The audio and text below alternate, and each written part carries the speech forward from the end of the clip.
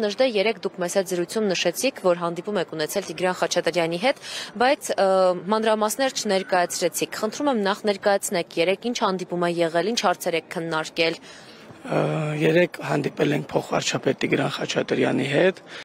քննարկել ենք հրատապ հարցեր, սոցիալականի մասին է խոսքը, նրանք պատրաստակամություն են հայտնել եւս մեկ ամիս երկարաձգել 50,000 դրամ աջակցությունը, բայց նախապայմանով իհարկե, որ պետք է վրանը հանենք։ Այսօր մենք խորհրդի անունից պատասխանել ենք իրենց, նպատակահարմար չեն գտնում, հատկապես որ բազմաթիվ արցախցիներ գալիս են այստեղ, շփվում ենք, իրենց կարծիքներն ու մտահոգություններն ենք լսում, փորձելու ենք մինչև ամսի 15-ը հանդիպումներ կազմակերպել արցախյան եւ հայաստանյան քաղաքական ուժերի հետ, ովքեր իհարկե կհամախմբվեն մեր օրակարգի շուրջ, որից հետո հայտարարելու ենք հանրահավաքի օրվա մասին եւ եթե մինչ այդ կառավարությունը իրենց դիրքորոշումը չփոխի, անցնելու ենք հստակ գործողությունների։ Այսինքն նախապայման է դրվել ձեր առջև հեռացնել շտաբը, որը վրանի տեսքով է այստեղ, արցախցիներին 50,000 դրամը մեկ ամսով շարունակելու համար, ճիշտ հասկացանք։ Այո, բայց միևնույն ժամանակ հարկ եմ համարում նշել, որ եղել են նաև կառուցողական առաջարկներ այն մասով, ստեղծենք միասին փորձագիտական խմբեր, քննարկենք բնակարանային ծրագիրը, խոսենք սոցիալական այդ աջակցության ծրագրերի մասին, բայց բոլորս էլ հասկանում ենք, որ այդ մեկ ամիսը այն ողջամիտ ժամանակը չէ, որտեղ կարող ենք բոլոր խնդիրները բանանել, այսպես ասած, դիտարկել, այո, կարգավորել եւ լուծումներն առաջարկել։ Մենք առաջարկել ենք մինչեւ տարվա վերջ, ուրեմն այդ աջակցության ծրագիրը գործի եւ պատրաստակամ ենք օրը 24 ժամ ստեղծել այդ խմբերը միասին աշխատելու համար։ Ամեն դեպքում մեր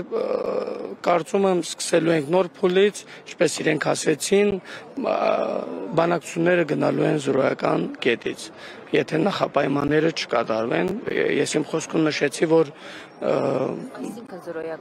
այսինքն մինչ այս ձեռք բերված պայմանավորվածությունները չեն լինելու,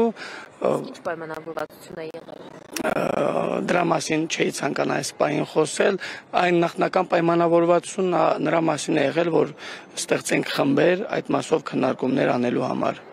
Միայն դա։ Այո։ Իսկ ավելի շատ ակնկալիք ունեք այս իշխանությունից։ Առաջին հանդիպմանը նշեցիք, որ բավական ոչ կառուցողական մոտեցում են ցուցաբերել, նշել են, որ շարունակություն չի լինելու այս ծրագրերին եւ ինչպես իրենք են որոշել, այդպես էլ շարունակելու են։ Դուք ակնկալիք ունեք, որ կընդառաջեն ձեր խորհրդի ներկայացրած պահանջագրերին, որն արտահայտում է արցախցիների ընդհանուր տեսլականը։ Եթե շատ հակիրճ ասեմ, ամեն ինչ կախված է մեր համախմբումից, ժամանակը ցույց տվեց, որ մենք կանգնած ենք, մենք պատրաստակամ ենք քննարկելու, պայքարելու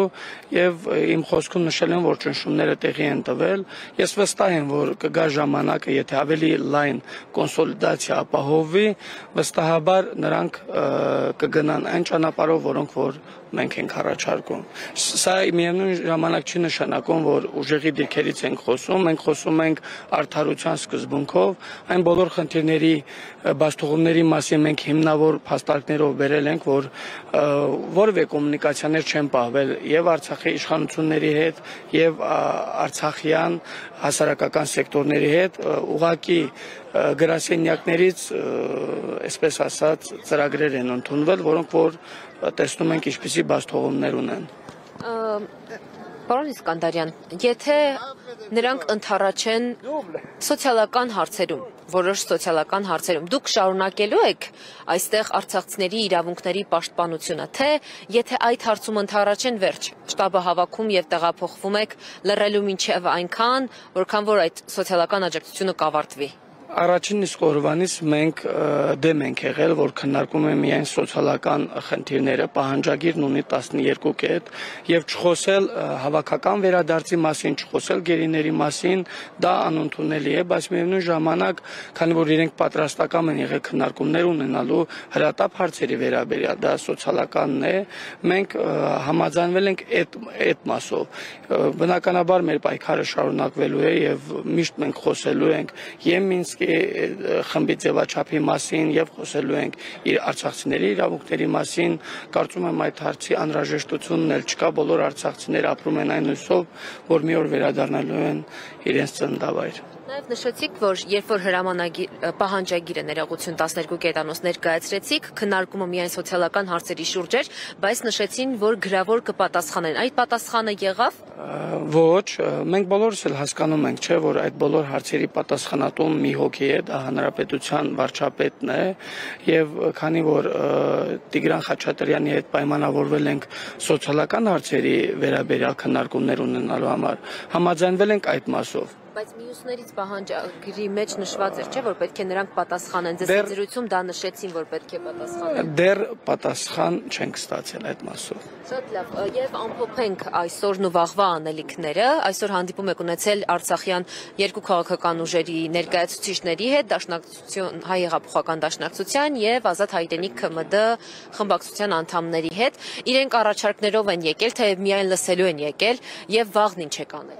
Բնականաբար բոլոր խմբակցությունները քաղաքական ուժերն ունեն իրենց տեսլականը եւ մենք պատրաստական ենք լսել եւ քննարկել։ Այո, ճիշտ նշեցիք, այսօր քննարկումներ ունեցել ենք, վաղը եւս հագեցած է լինելու, հանդիպելու ենք քաղաքական ուժերի հետ, վաղվա մասին կխոսենք վաղը։ Ամեն դեպքում այս շաբաթ հանդիպելու ենք հայաստանյան քաղաքական ուժերի հետ եւս։